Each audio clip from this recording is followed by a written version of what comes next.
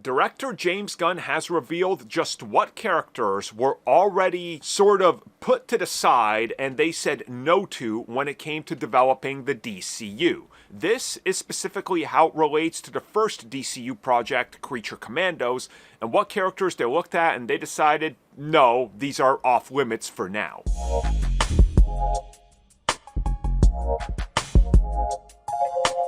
So yeah, it turns out even James Gunn can say no to himself. Yeah, that's a little weird, but hey, maybe he showed some restraint or maybe he didn't, I don't know.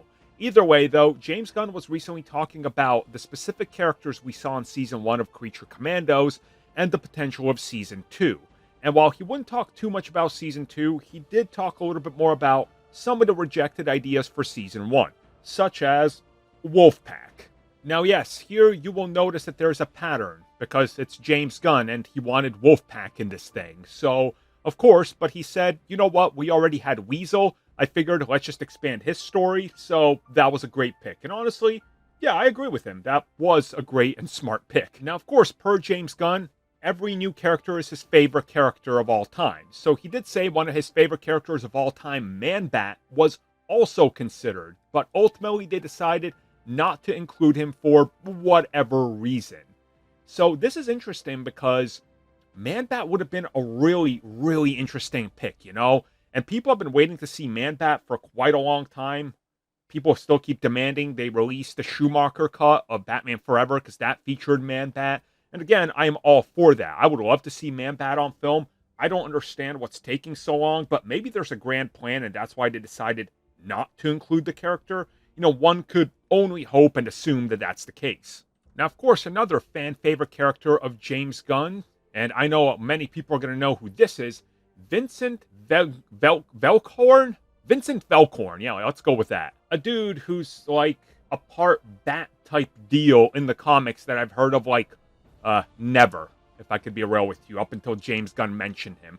Apparently he was also considered, but they decided to go with Nina and Phosphorus instead of him. And Nina was the correct choice. 100%.